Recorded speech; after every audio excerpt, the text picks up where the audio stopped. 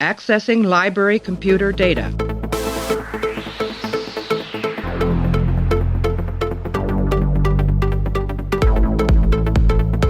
Out there are no saints. Just people. Hey everybody, welcome back to the show. We're continuing our Star Trek Deep Space Nine coverage. We are up to the episode called Meridian.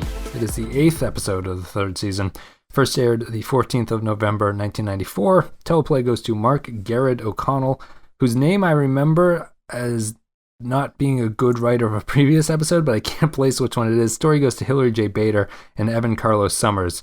Just to continue that, Hilary J. Bader I know has written good episodes. Evan Carlos Summers, I believe, is responsible for Melora. Directed by Jonathan Frakes. This is one of the, I think he had 4 directorial credits for Frakes on this show. Anyway, in this episode, Jadzia falls in love with a scientist on a planet whose inhabitants shift between this universe and a plane of pure energy, re-emerging every 60 years. Back on DS9, Quark tries to obtain a hollow image of Major Kira for an erotic holosuite program for a wealthy patron. It's Meridian. We're joined by Brad. Brad, how are you? Welcome back. Hey, thanks for having me. I'm good. How are you doing, Wes? Pretty good. I watched this episode this morning, so maybe I'm not doing as well as I thought I was doing. I wonder where to start with this one. This is a Dax episode, and I think we'll have a lot to say about it. I'm just going to play an audio clip right now before we actually get into the meat and potatoes of this one. So Sure. I'm going to play an audio clip. Me and Brad will come back, and we're going to break down Meridian. We exist as pure consciousness. And Meridian. It becomes non-corporeal as well. But when we return to this dimension, everything is just as we left it. The buildings, the trees, even our bodies. Are you saying that when you return here, it's as if no time has passed? We only age when we're in corporeal form. Sounds like this other dimension has its advantages. Yes, but we always look forward to this existence and its many pleasures. Here, let me help you with that. The trick is to scoop out the pulp and eat the thin layer inside the rind. Here, try some.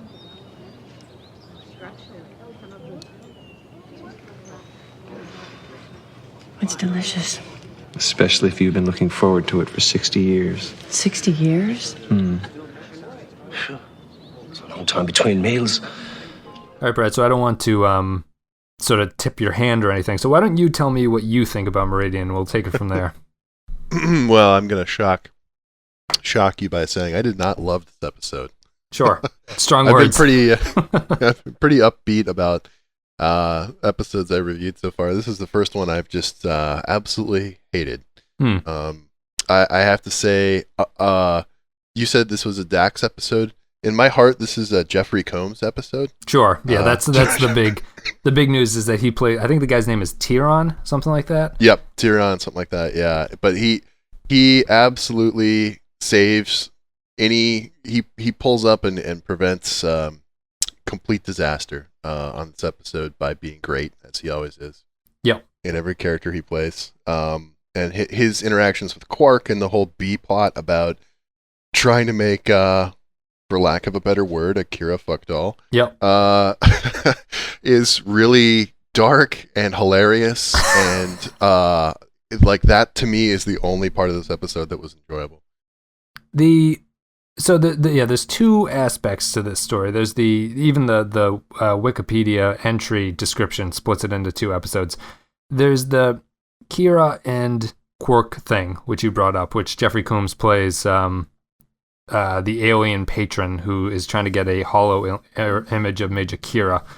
That one is bizarre, and the A plot is the Jadzia falling in love story, which I'd like to start off with the Jadzia one because I think it's easier to go through.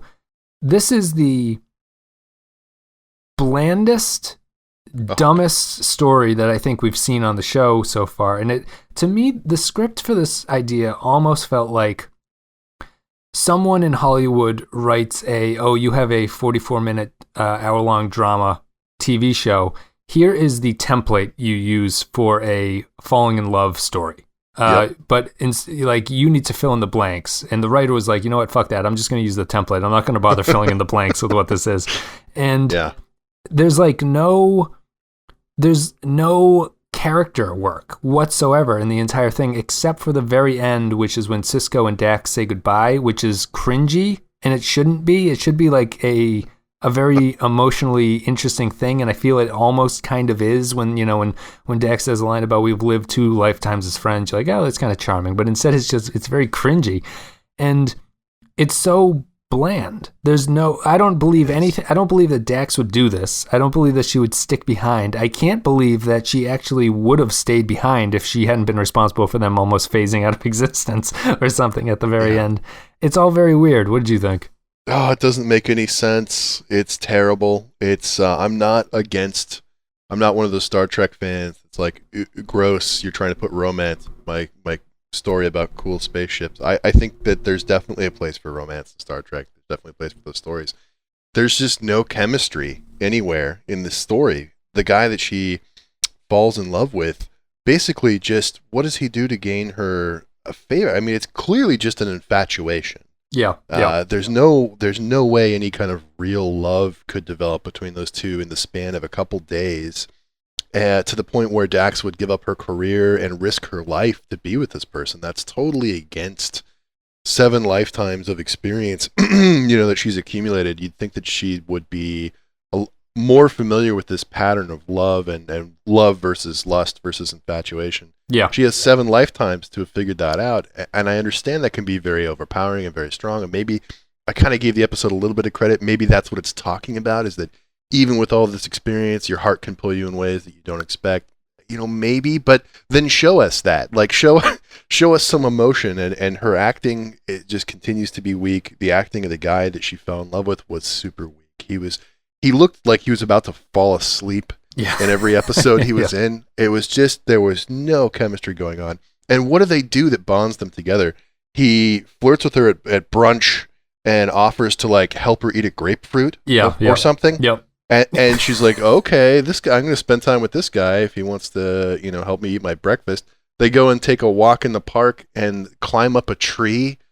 And then she has some line about, like, it's been forever since I've done this. Yeah. I've walked in a park. I've climbed up a tree. Like, she lists the things that they just did. And it's like, you've had 7 people's full lifetimes inside of you. You can't remember walking in a park or climbing up a tree before. Right. And feeling it's such a revelation, being like, I can't believe this is actually how people live. It's the goofy sort of Luddite Star Trek perspective where they're like, every character seems to think that true paradise is just going to a planet where you have to farm your own food and climb your own tree and everything. Like, the Star Trek characters really hate their technology. They want to live in this very simplistic farmer pastoral lifestyle, and every time they do, that's always portrayed as the peak of what humanity would want to attain. I mean, the thing here is, I completely agree about the lack of chemistry between them. If you're like thinking about it, I would say that 90% of guest star driven love concept shows are failures on Star Trek. It does not work because it's too difficult to build a believable romance in this amount of time. If you span the relationship across a series, it makes a bit more sense.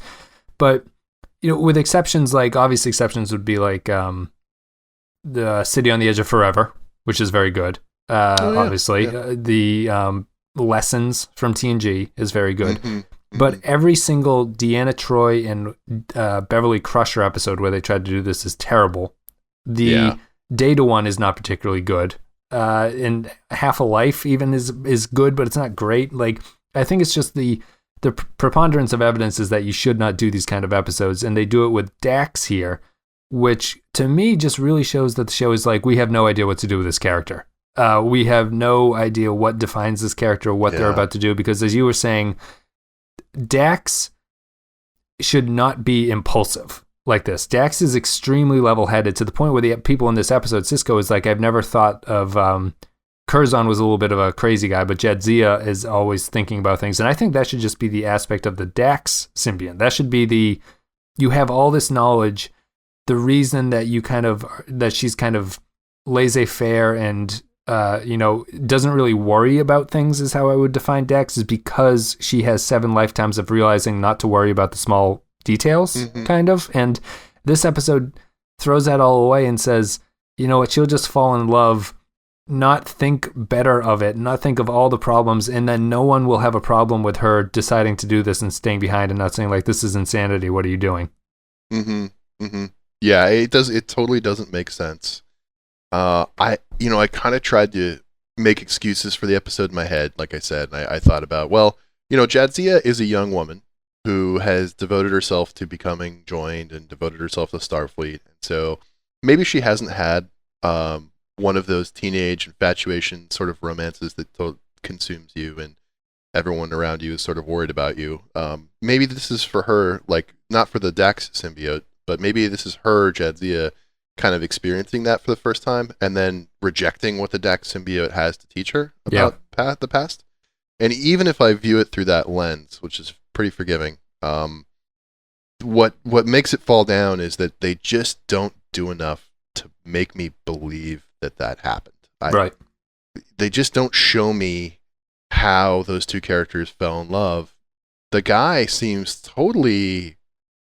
He does not seem infatuated in the way that she is. He seems mildly interested in macking on her. Yeah, to the point where his intentions almost come across as sleazy. And the fact that they have to, because it's only 45 minutes, you have to have your guest star be somewhat aggressive with the relationship, right? Like they can't build a normal relationship where they get to know each other.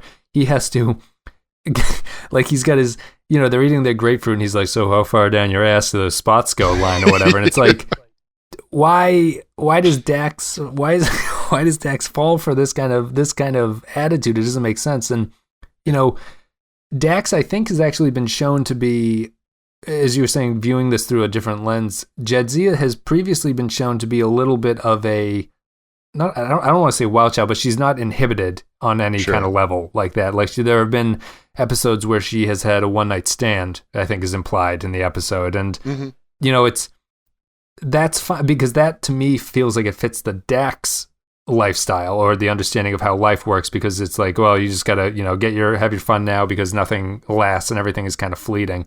Although, what's your sense of how, I don't know if I've talked to you about this, how the Dax and Jed's and host relationship works inside of a Trill? Yeah, I remember hearing you refer to it as you had a couple different models to try to figure out how it might work, and I think you mentioned one was kind of like the symbiote acts as a hard drive for just being able to recall different experiences.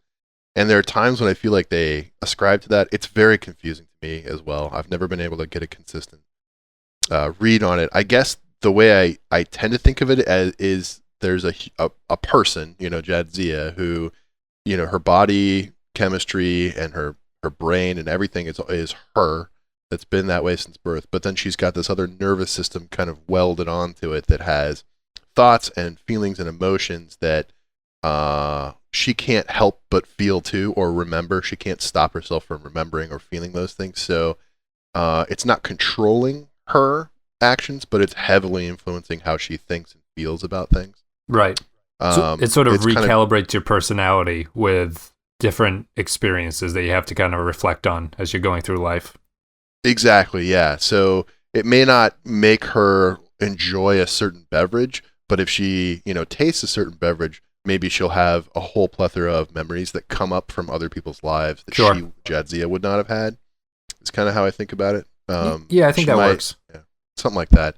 So it is kind of confusing to sort of tease that apart. Who's responsible for what of her actions and feelings? I think the answer is supposed to be it's all of the above. It's a combination of her thoughts and feelings and her personality together with these other 7 people.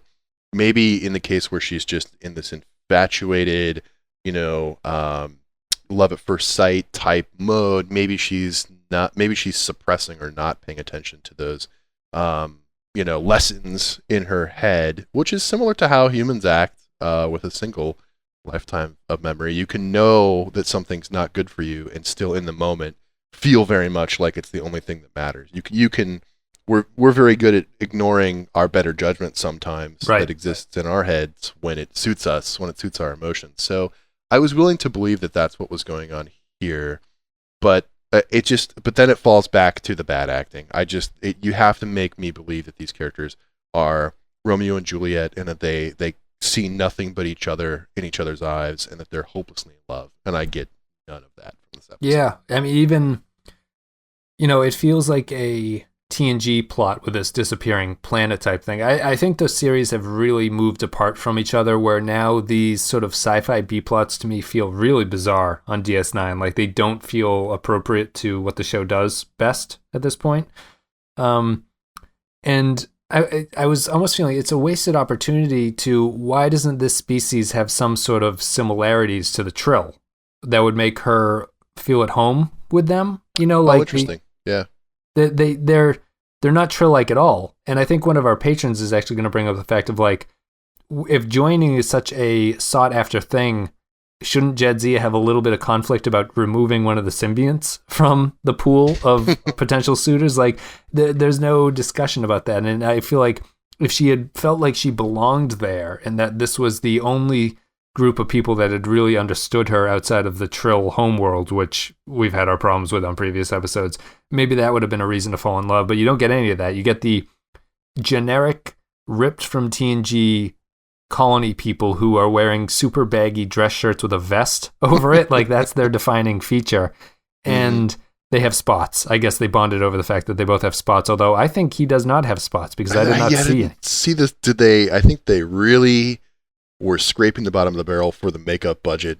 This alien design is probably the weakest of any Star Trek episode I can remember. It's a single step above kids going to a carnival and getting a cat makeup put on them.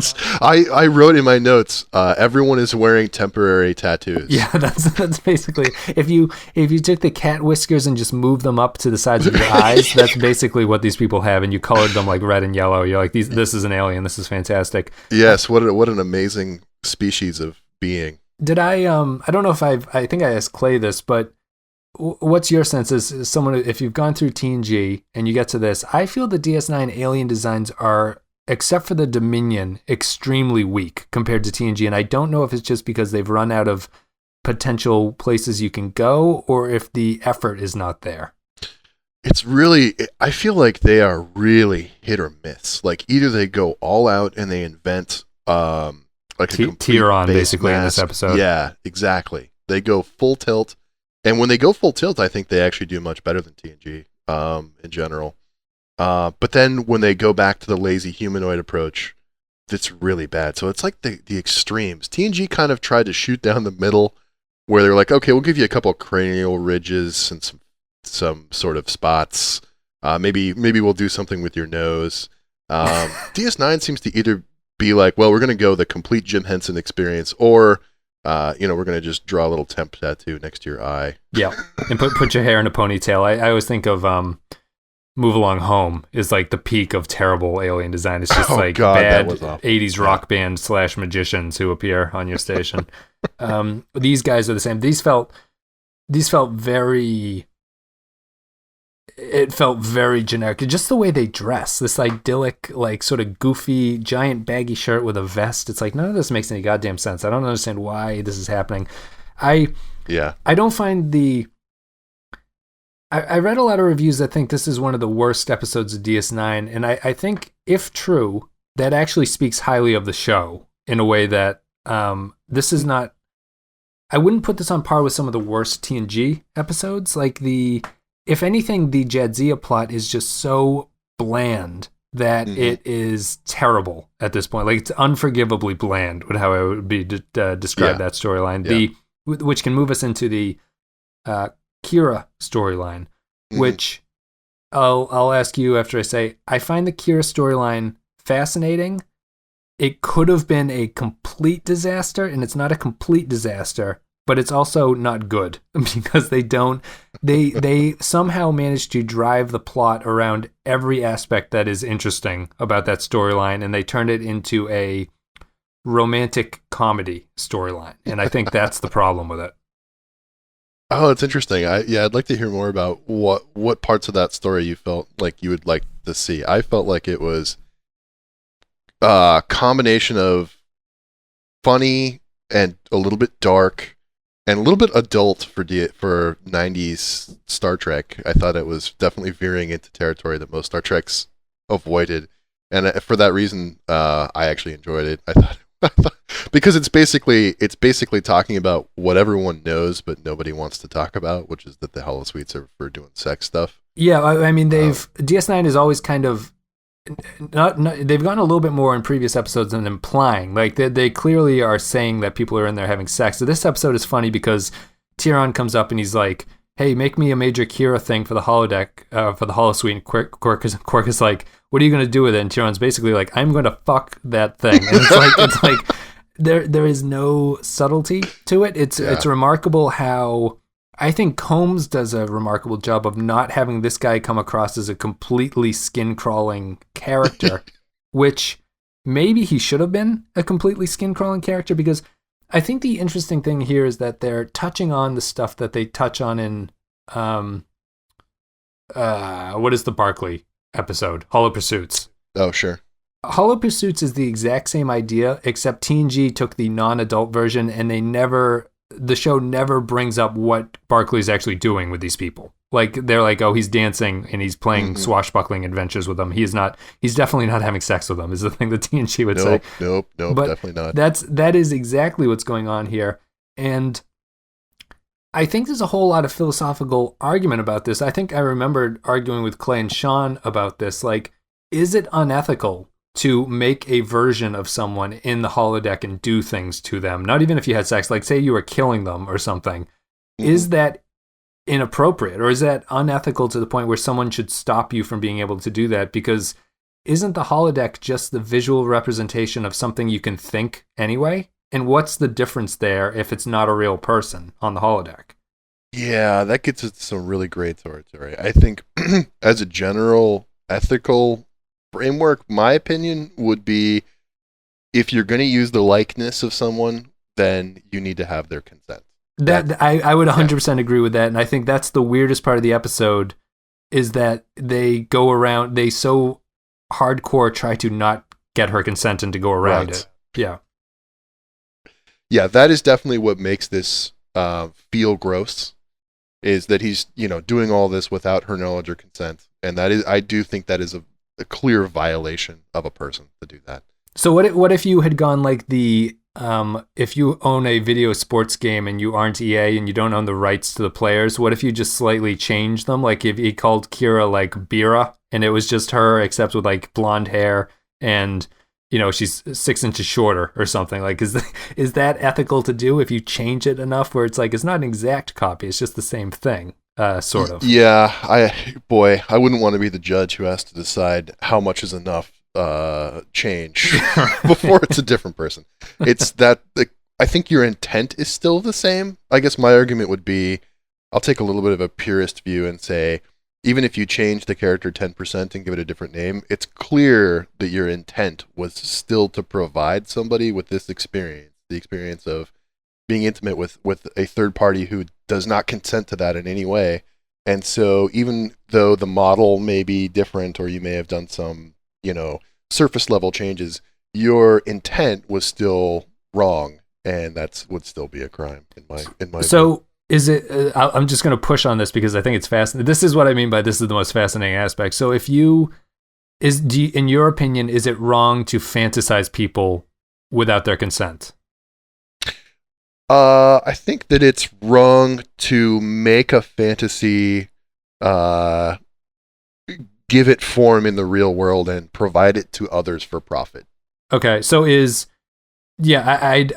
think I'd agree with that. So say you made is the holodeck worse than a real doll that looks like somebody? Oh God. I feel like it is, but I think that is me not understanding. I think that's me being tricked by the holodeck into thinking that the holodeck is like a sentient thing. You know what I mean? Sure. Yeah, it definitely has an extra dimension of it's simulating a sentient person. Yes. So there's an extra layer of creepy factor on top of that. I think it all comes. This is all very. It is fascinating. I think it comes down to consent in the end. Is the person being portrayed consenting to their likeness, their personality, their image being used in this way? And if it's at all gray, or if the answer is no, then to me it's a clear violation. That's not. Yeah, I think I'd agree with that, and maybe we wouldn't have conflict if Kira didn't do that. I mean, it's sort of it's kind of, maybe it's not surprising at Quark's character that he's willing to go so far to do this. You think that he'd have a better means of doing it than having to take a picture of her and stuff like that. But I think that, and when I say that the episode could have been much worse, I feel they kind of avoid that by making it a comedy. I can see a lot of, I feel like this plot line is ripe for the sort of modern splintering of like perspective analysis that happens. Like, you know, in analysis nowadays, there's a lot, and there's always been this way, but it feels like it's super focused now. There's always the different sort of branches of analysis that you can go through. There's like Marxist analysis, there's feminist analysis, there's all this kind of stuff.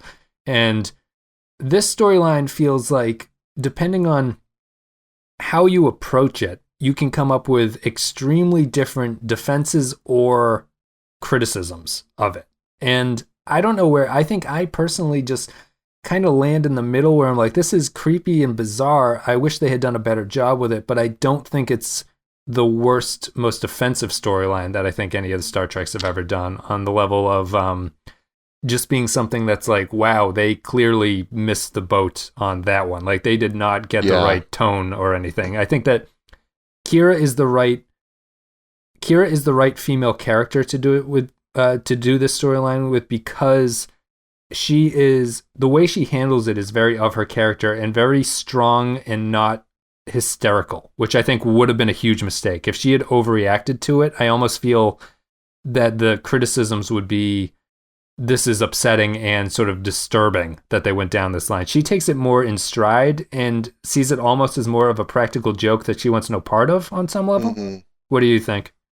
Yeah, I was just thinking about that because this brings me back to the episode of TNG with Leah Brahms, Galaxy's Child, I think. Sure. Where she discovers that Geordi has a, it's not implied that there's anything sexual going on, but that he's in love with this holodeck version of her. Yeah. And she is correctly enraged that he's doing all of this and that she feels violated by this. I think she even uses the word violated. And I completely agree with her outrage there. If anything, I think that kind of outrage at being violated would be more appropriate for Kira's character than, you're right, they kind of do resolve this as though we're a practical joke and Quark will be Quark, kind of is the attitude. Yeah. And maybe that's necessary because Quark's a main character and you're not going to just haul him off in irons. But I feel like that is, if this were a real story, that is how it would have ended and probably should have ended. I mean, Quark really does commit a pretty heinous, or attempts to commit a series of really heinous crimes. Yeah, he does. Kira. I think the mistake is just making this holo image for the holosuite fuck session. Like, if it would have fit the tone so much better if it had been a story where stealing her likeness and not using it in that kind of thing would have been like, okay, you can have Kira argue against it being used this way, but it's not some sort of weird personal violation. You're just kind of copying her and using her without her consent. And that would have opened the door into some of these issues without going full tilt into, I mean, the fact that he has to get her, in order to recreate her, he's actually digging into Federation medical files. Right. That's fucking creepy. Like, that guy should go to jail for sure. Yes, yeah. He's not doing a very good job at it either. Quark or Odo immediately finds him out.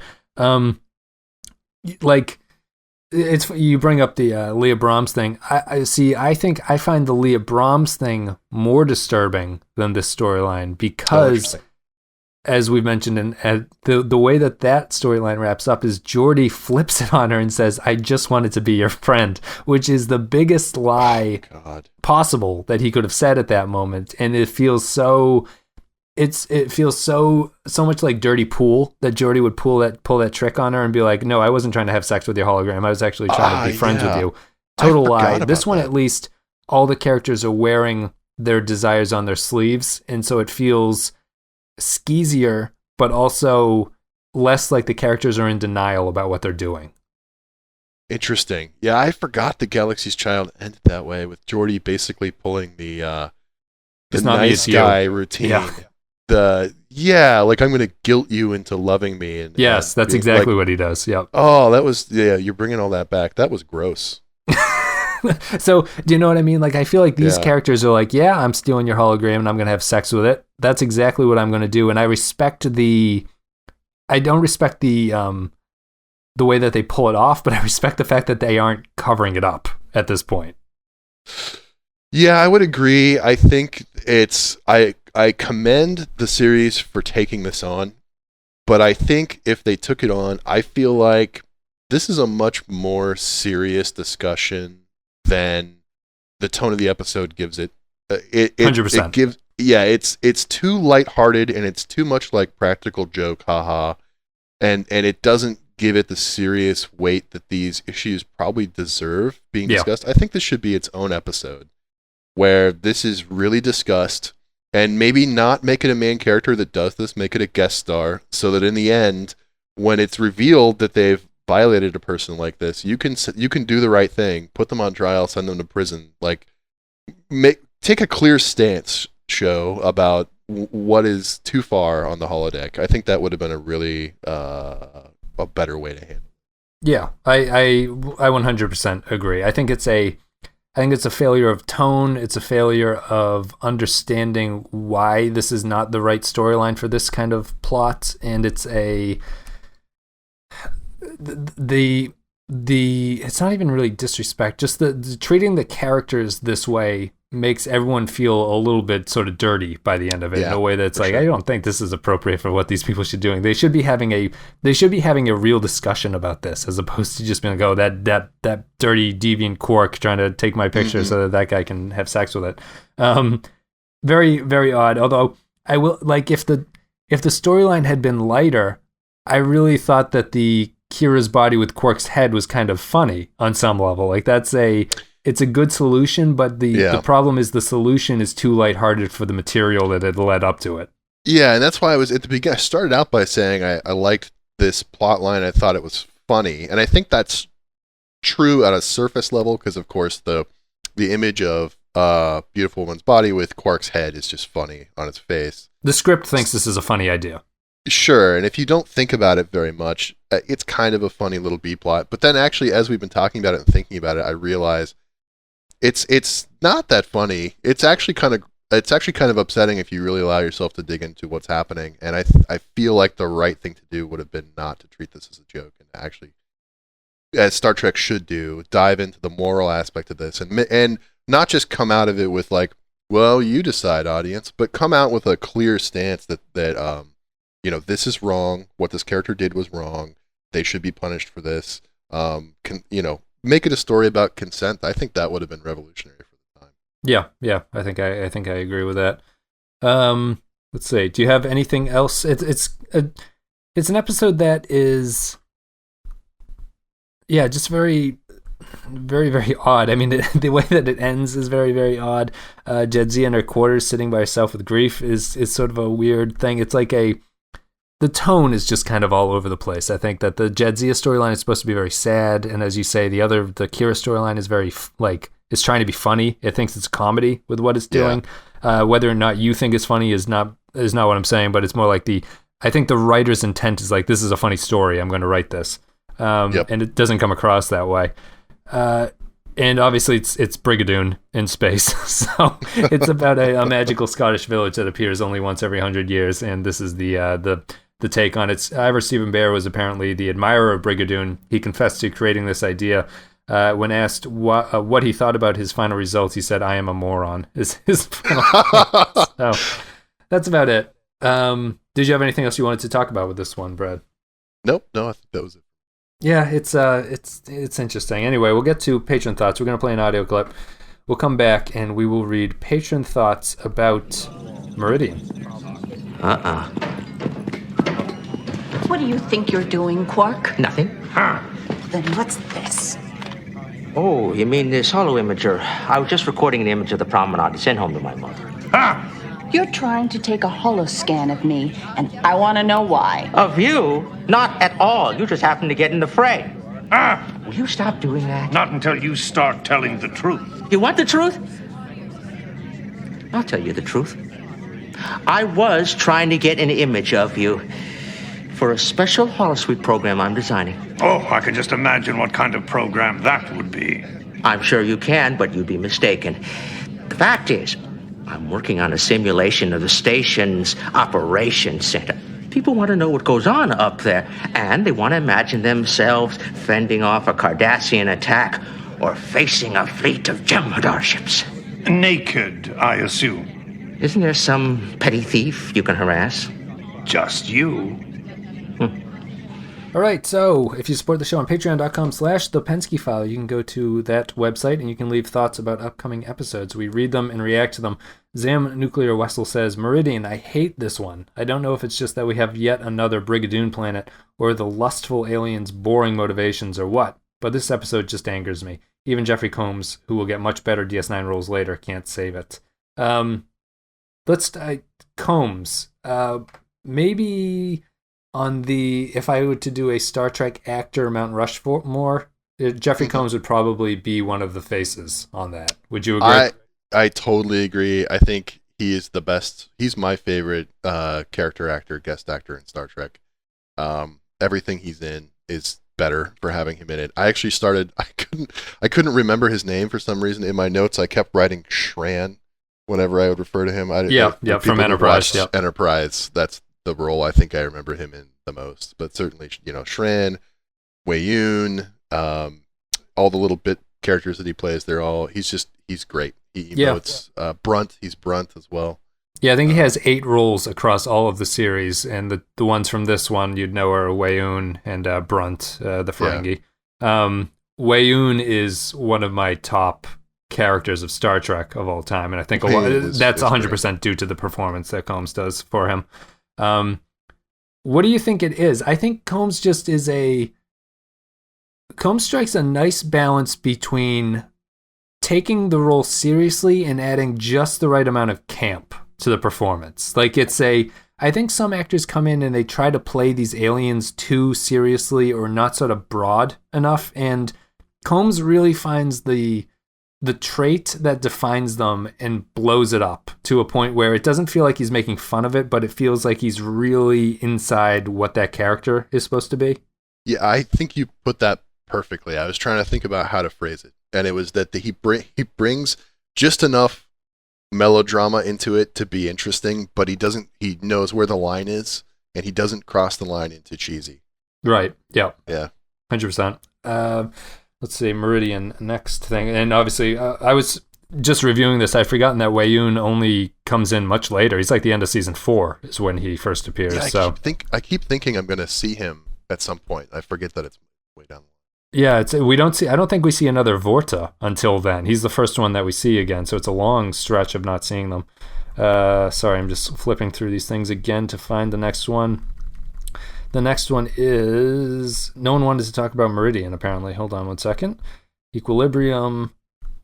Second Skin. Meridian. Matthew Ross says, seriously, this is so bad. I don't know if it's cause of Dax, about Dax, near Dax, or what. But anyway, at least we don't have to hear about 10 past lives. Maybe the Dominion isn't interested to come here, not so much for the 60-year difference of dimensional travel, but because it's bland.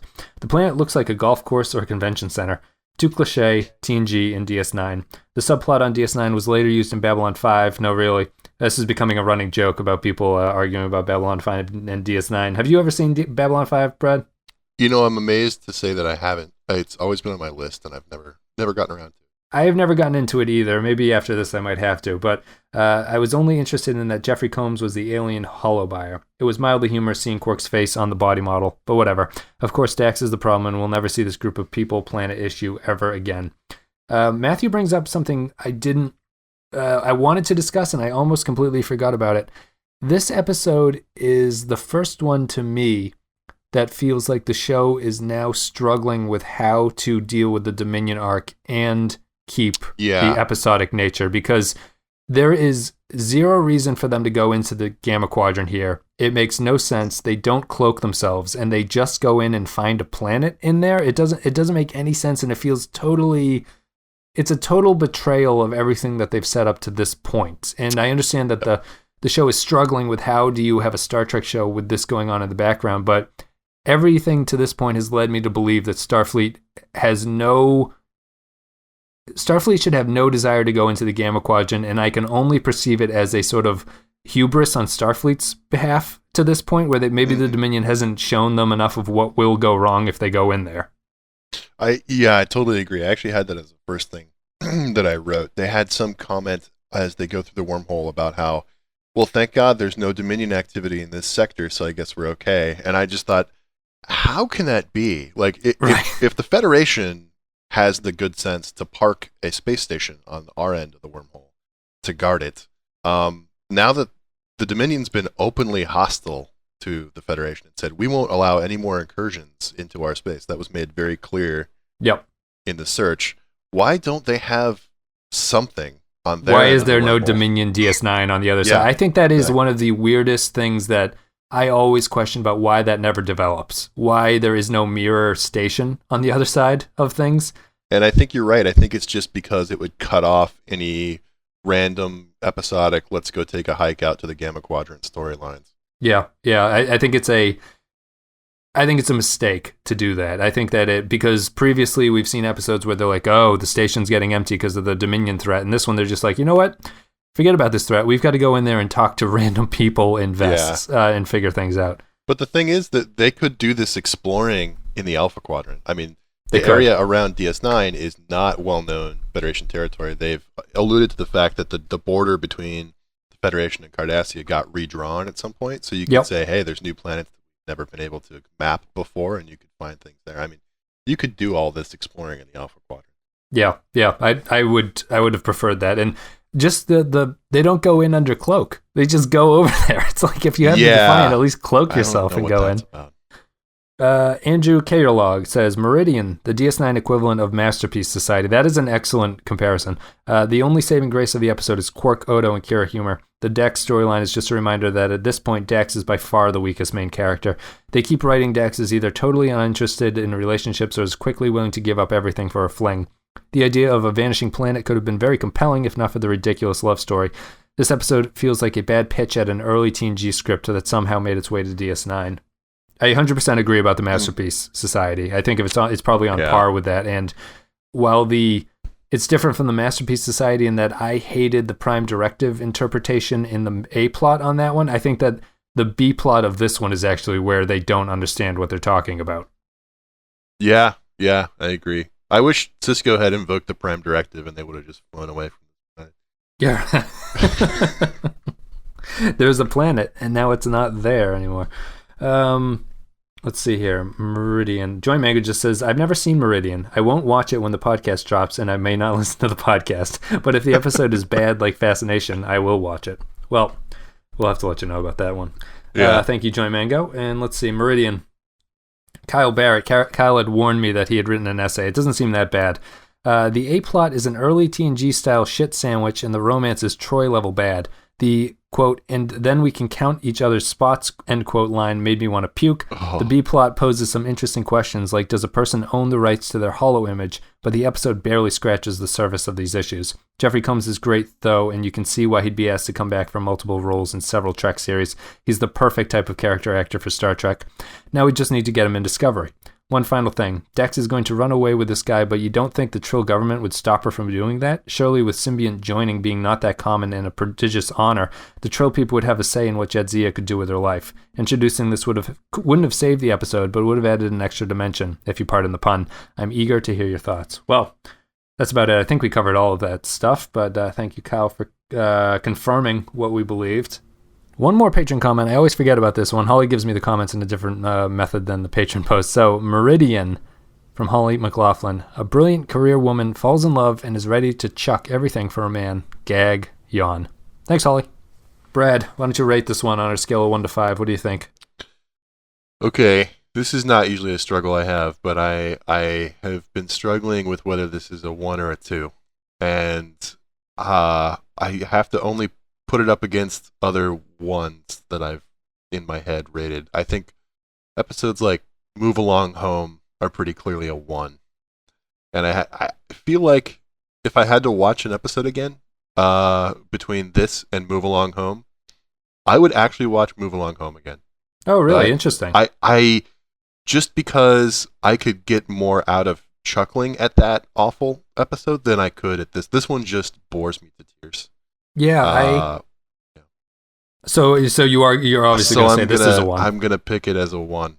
This has recalibrated your 1 scale, is what you're saying. Yep. Yeah. I'm also going to give it a 1. I will say that, to me, the major sin of this one, in my opinion, is that it's tremendously boring.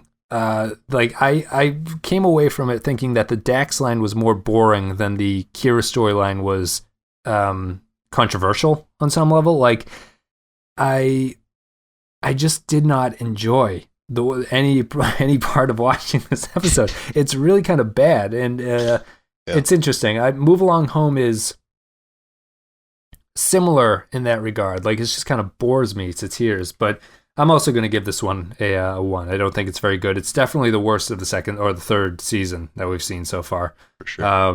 And we'll see where it stands at the end of the series run and everything like that. But guys, if you enjoyed the show, there's social media links in the video description. You can visit all that stuff, Facebook, Twitter, blah, blah, blah. Patreon.com/The Pensky File is where you want to go to support the show.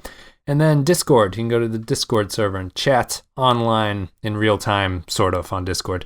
That's about it. Brad, thank you very much for coming on. Oh, thanks for having me. I don't know if you have any non sequiturs that you wanted to talk about, but I don't think I really have anything else that's going on around here. I'll have to think about things. No, I don't have anything that I can do as a non sequitur. I need to focus on that more when I come back. We talked about pants in the last episode, I think. And that'll serve as my non sequitur. Space tailoring. Yeah, yep. No. I think we've hit all the good notes for this episode. I'm mentally exhausted thinking about how boring this episode is. We're recording this on Father's Day, so happy Father's Day to all the fathers out there. We'll be 4 days late with our happy Father's Day, but that's about it. Anyway, guys, thank you very much for listening. Thank you for supporting the show. It means a tremendous amount. And as always, if you support the show on Patreon and you're the captain tier level, you get a little shout out at the end. Thank you to Stephen Cobb, Robert Cummins, Andrew Kaolog, Matthew Cutler, Spinobi, Eric Johnson, Nathan Elliott, Ewan Tibbetts, Texas Sebastiani, Neil Brennan, Carrier Mobility, Michael Pond, Bradley Killens, Rune Vendler, Jay Stanley, Mike Burnett, Matthew Ross, Ben Douglas, Kyle Barrett, Joint Mango, Tark Latif. Thank you very much, guys. You make the show possible. Much appreciated. And that's about it. Let's see. We'll be back. Brad, what's the episode after this? I don't remember. Oh, it's Defiance, isn't it? I think so, yeah. Yeah, it's Defiance. And so we'll be back. Clay should be back for that one and possibly another special guest. So looking forward to it. Thank you very much, and we will see you next time.